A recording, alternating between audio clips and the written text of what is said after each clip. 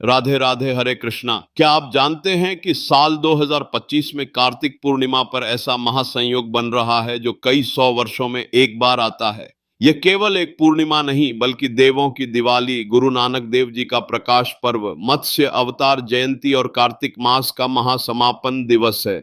इस एक दिन की पूजा और दीपदान आपको पूरे साल के यज्ञ हवन से भी बढ़कर पुण्य दे सकता है।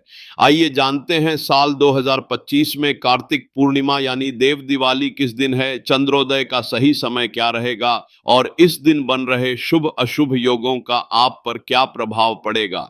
इस बार कार्तिक पूर्णिमा के दिन भद्रा भी लग रही है, तो भद्रा काल कब से कब तक रहेगा, भद्रा का वास कहाँ रहेगा, क्या इस भद्रा में आप पूजा पाठ या अन्य शुभ कार्य कर सकते हैं, और सबसे महत्वपूर्ण 365 बाती का महादीप दान कैसे और किस मुहूर्त में करना है। यह सारी बातें इस वीडियो में आप जानेंगे, इसलिए अंत तक बने रहिएगा।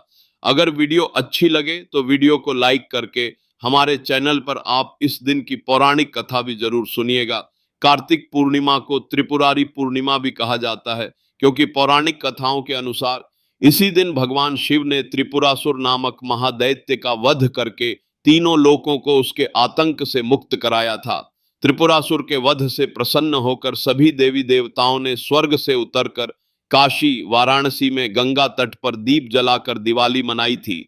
इसीलिए इसे देव दिवाली कहते हैं और आज भी काशी के घाटों पर इस दिन लाखों दिए जलाए जाते हैं। इस बार पूर्णिमा तिथि 4 नवंबर 2025 मंगलवार की रात 10:36 से शुरू हो रही है और पूर्णिमा तिथि का समापन हो रहा है 5 नवंबर 2025 बुधवार को शाम 6:48 पर। हिंदू धर्म में उदय तिथि को ही मुख्य माना जाता है, यानी जिस तिथि में सूर्योदय हो। चूंकि 5 नवंबर को सूर्योदय के समय पूर्णिमा तिथि व्याप्त रहेगी, इसलिए उदय तिथि के अनुसार और सूर्योदय व्यापनी तिथि के अनुसार कार्तिक पूर्णिमा का महास्नान, व्रत, दान और पूजन केवल 5 नवंबर बुधवार को ही किया जाएगा और इसी दिन देव दिवाली भी मनाई जाएगी। यह दिन इसलिए भी अत्यंत महत्वपूर्ण है क्योंकि यह कार्तिक मास का अंतिम दिन है। पूरे महीने जो लोग कार्तिक स्नान या व्रत का पालन करते हैं वे इसी दिन उसका उद्यापन करते हैं। इस दिन किया गया स्नान, दान और दीपदान अक्षय पुण्य प्रदान करता है। अब बात करते हैं इस दिन के शुभ मुहूर्तों और योग की। 5 नवंबर बुधवार को ब्रह्म मुहूर्त सुबह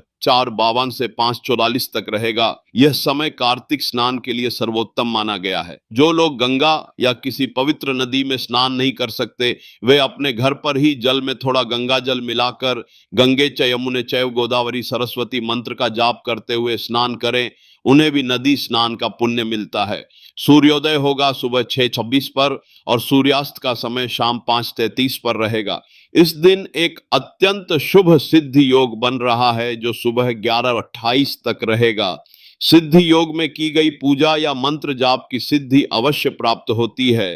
राहु काल, जिसमें कोई भी नया या शुभ कार्य आरंभ नहीं करना चाहिए, वह दोपहर 12:04 बजे से 1:27 बजे तक रहेगा। अब बात करते हैं भद्रा की, जिसे लेकर लोगों में संशय रहता है। इस बार भद्रा काल पूर्णिमा तिथि के प्रारंभ के साथ ही यानी 4 नवंबर की रात 10:26 से प्रारंभ हो जाएगी और 5 नवंबर बुधवार की सुबह 8:44 तक रहेगी। लेकिन घबराने की बात नहीं है, क्योंकि शास्त्रों के अनुसार इस बार भद्रा का वास स्वर्ग लोक में रहेगा। एक श्लोक है, स्वर्गे भद्रा शुभम कुर्यात पाताले च धनागम मृत्युलोके यदा भद्रा सर्व कार्य विनाशनी।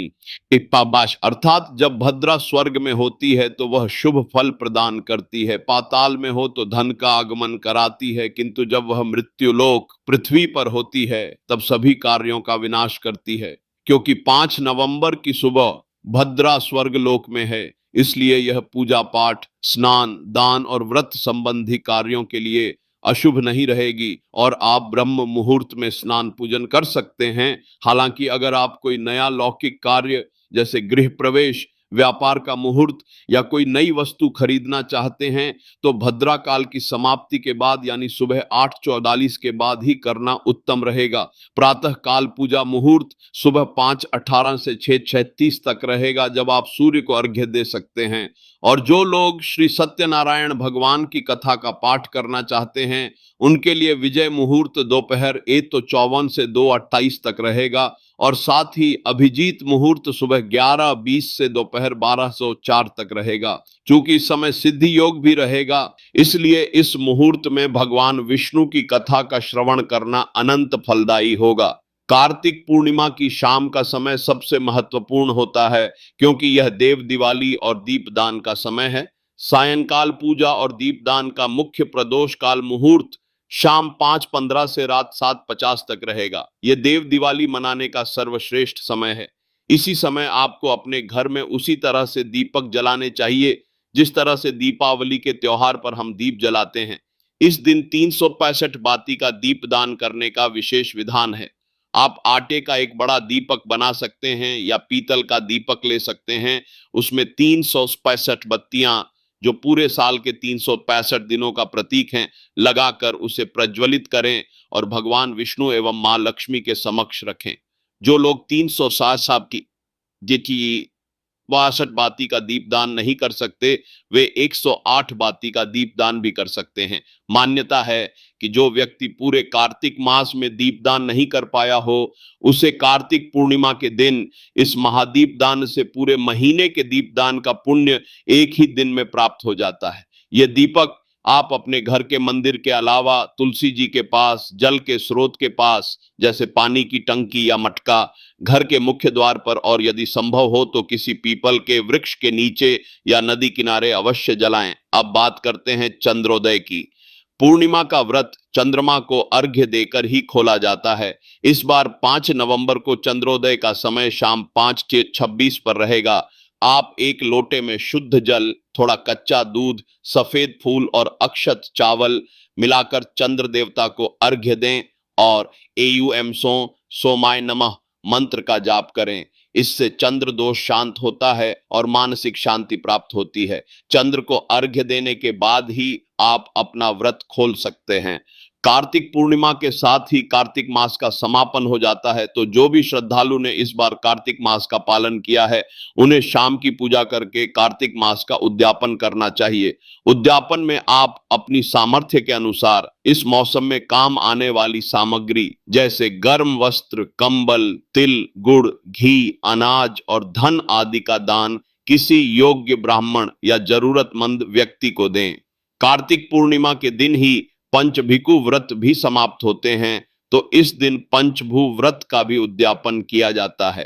क्योंकि कार्तिक पूर्णिमा साल भर की सबसे बड़ी पूर्णिमा तिथियों में से एक होती है। इस दिन भगवान श्री कृष्ण, भगवान विष्णु, मां लक्ष्मी जी की पूजा करने से और चंद्र देवता को अर्घ्य देने से अमोघ फल की प्राप्ति होती है।